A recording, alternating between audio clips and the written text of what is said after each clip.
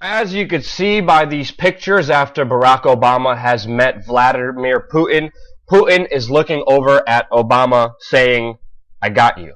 I outsmarted you. Checkmate, mofo. And Barack, with disdain and frustration, has been caught in a catch-22 position. Now, the situation right now between Russia and the United States when it comes to Syria is extremely confusing. There's a lot of propaganda out there, a lot of disinformation, and a lot of history that it's not well known that is not being brought up to the American public right now. But in this video, we're going to break down a lot of important information that's going to make total clear sense of what exactly is happening, not only behind this beautiful photo of these two world leaders, but what's really happening in this world geopolitically. Now, right now, the Russian parliament approved sending troops and warplanes over to Syria. China is sending military advisors and aid over to Syria to help fight ISIS alongside Russia. The bombardment campaign has started. Russian positions are aligned all along Assad's forces, fighting off the rebels and fighting off ISIS. There's dramatic footage coming out right now that's being blasted by the mainstream media showing the bombing campaign of the Russians assisted by the Chinese. You see drone footage also being released. Now, the situation is very complex. Right now, we have China, Russia, Iran, Iraq, Bashar al-Assad coming together against the forces of the United States, Israel, Turkey, Jordan, Saudi Arabia, United Arab Emirates, and Qatar. As we know from the previous history, fighting ISIS has not been the U.S.'s goal. Ever since 2006, according to leaked WikiLeaks documents, the U.S. was planning to overthrow Assad. Now, Assad, who was allied with Russia, who was not allied with the United States, with the petrodollar, with U.S. hegemony, stood in the way of a pipeline that Saudi Arabia was planning to build that would undercut Russia and provide oil to Europe. Assad also stood against the U.S. petrodollar and made geopolitical moves against that. That's why he was seen as an enemy way before ISIS. Now, with Russia defending Syria, obviously there's a lot of key geopolitical strengths here, but they're catching Barack Obama in a catch-22. Not only do they have bases here, but they also have a strong alliance with Syria. Now, if you look what happened beforehand, we are going to war against the same group we funded, armed, we were fighting alongside last year while continuing to support them with our tax dollars. This is exactly what happened with ISIS. ISIS was supported, just like the rebels in Libya were supported to overthrow Gaddafi. The U.S. and NATO said that they wanted to spread democracy and freedom in Libya.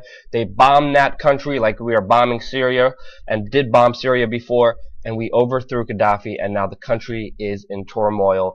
It is destroyed with just religious fighting from all different sects, and that country has been utterly polarized and destroyed with sectarian violence because of the U.S. involvement. There's no democracy. There's no more freedom.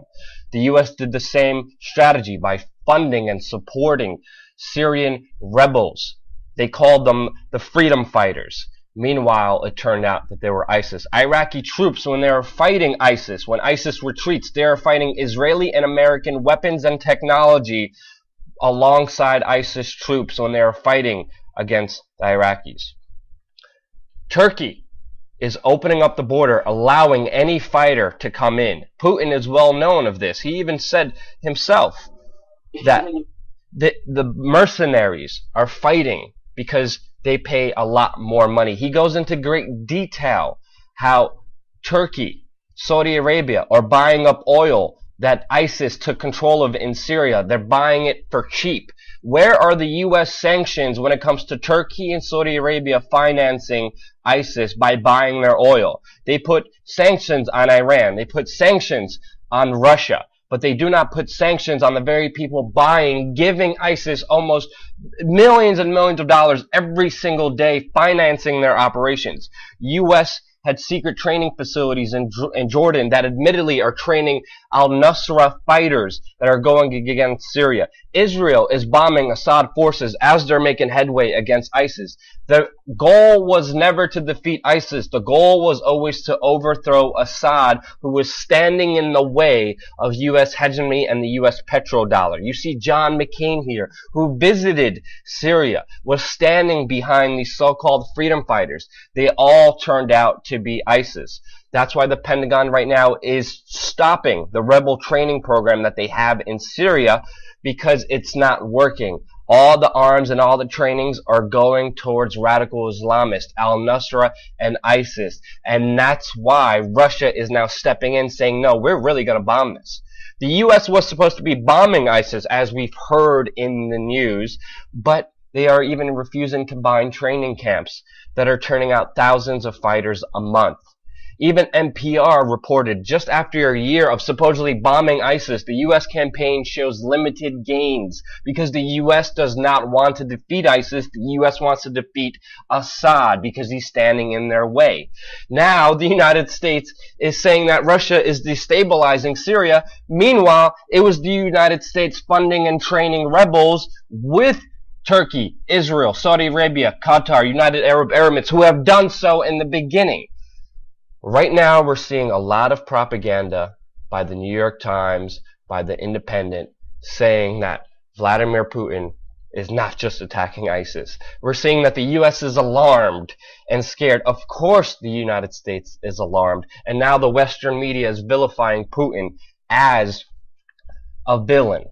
Now, if you look at the bombardment campaigns, they have been targeting anyone standing against Assad, obviously. That's because they have an alliance together. And now these two global powers, these two great alliances, the United States, Saudi Arabia, Turkey, Qatar, which have been knowingly supporting ISIS rebels, even Jordan, are facing off against Syria, Iraq, Iran, Russia, which have joined also an intelligence pact sharing information on how to defeat ISIS alongside China, that is aiding them in this battle. We see these global forces facing off against each other with this very important prized geopolitical territory known as Syria.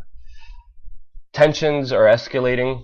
Many people are saying World War III would break out between all these major factions, and it very well may be that situation. But to stop it, we have to be informed about what is really happening and the true history of it. So if you found this informational helpful, send it out to all your friends, because the mainstream media is sending a lot of propaganda, not dealing with the whole picture. No side is right. Bombing and killing people is wrong, whether it's Assad, Russia, whether it's Israel or the United States. Bombing people is not right. These two forces are only creating more hatred and destruction. But to stop it, we need to understand it. If you found this video helpful, don't forget to subscribe. We're going to have a lot more news coming.